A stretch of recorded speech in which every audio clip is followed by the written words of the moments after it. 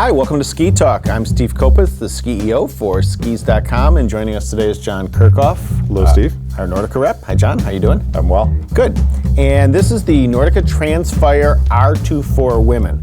I really like this boot, not just from a performance standpoint, but from a cosmetic standpoint. I just think it's a really good-looking boot. If I was a woman, I'd want to wear this boot. We could probably get you a pair in your size. Thanks. So this is the middle boot in the R series, which is the three-buckle, three-piece shell. Can you tell us about the three buckles and the three-piece shell and why why a woman would want that? Yeah, it's good. It's a good question. Three-piece, three-buckle is definitely the most modern form of ski boots. Definitely born from wider skis, shape skis, rocker skis. We just don't ski the same. We're not skiing four-aft like we once did. We're skiing more lateral, more athletic than we used to. So with that, we had to create a new boot design, and three-piece, three-buckle is definitely it. Three-buckle, remove that forefoot buckle so it's more relaxed, more comfortable over the forefoot. The key with Nordica, and this is in our park boots and our high-performance boot and our mid-range, anything three-buckle is going to have a 45-degree instep retention. So it draws you comfortably back in the boot. Low volume, high volume, it's totally customizable. So instead of pulling down and back, it's kind of pulling into the pocket, yep. Keeping that heel down. Is there an advantage of this for women who have high insteps as well? Yeah, you know what? That's one of the cool things, because we talked about three-buckle, now three-piece. There's a cuff, there's a shell, and then there's also the instep hood that really gives you that precision, whether you have a higher volume foot or lower volume to rise or lower to meet the shape of your foot. Great. So I know my wife hates trying to put her ski boot on just from getting it on. Once she gets it on, the buckling's easy. Tell us about how this boot can help solve that problem. Yeah, good question. Fit stirrup, so literally unbuckle it, set it on the floor, and just pull up, and the hood lifts out of the way, so it makes it incredibly easy to drop in and out of that boot. So now this one, unlike the model below, has a little bit going on the sole of the boot. What's different about it? The fact is we don't all live right on the hill. So if you have to hike from the parking lot or to and from the condo, it gives you a dual durometer après ski. For après ski, better grip on the bar stool. So just two different densities of materials on the bottom that give you better grip when you're walking, but don't affect the performance, with your binding retention. So it's going to be a little more grippy, a little more comfortable to walk in a walking mode. Yep.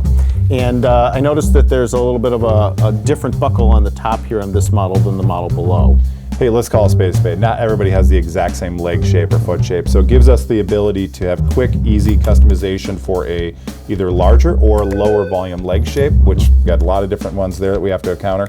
But in addition to that, on the back of the boot, Nordica created something called an adjustable cuff that allows us to open or close for volume and comfort, but also for performance, to give that skier the designed, intended stance in the boot too. So, so this is a 90 flex boot. Yeah. 90 flex is ideal for what kind of a woman skier? She's a good skier. Yep, she's a solid skier. If we're lucky, she'll wait for us at the bottom of the run. She will ski anywhere, any terrain, or at least aspires to get there. So maybe she's almost there. She's on those black diamonds. Just got to get a couple more lessons and she's got it. But any one of us can ski in this boot and have a rip in time all day. Okay. Now, if I'm an intermediate aspiring to be a better skier, is this boot a little too stiff for me?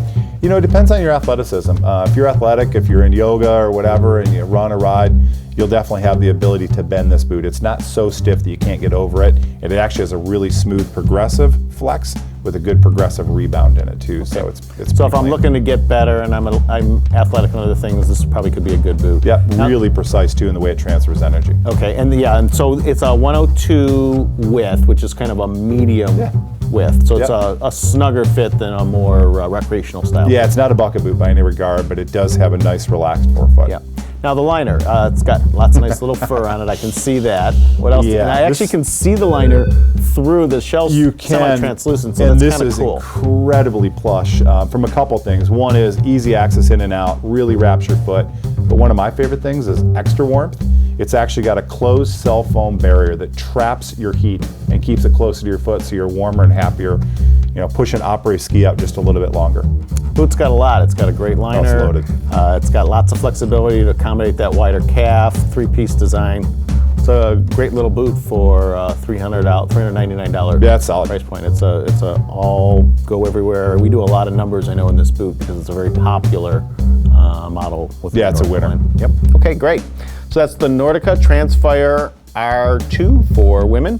I'm Steve. Thanks for joining us at Ski Talk.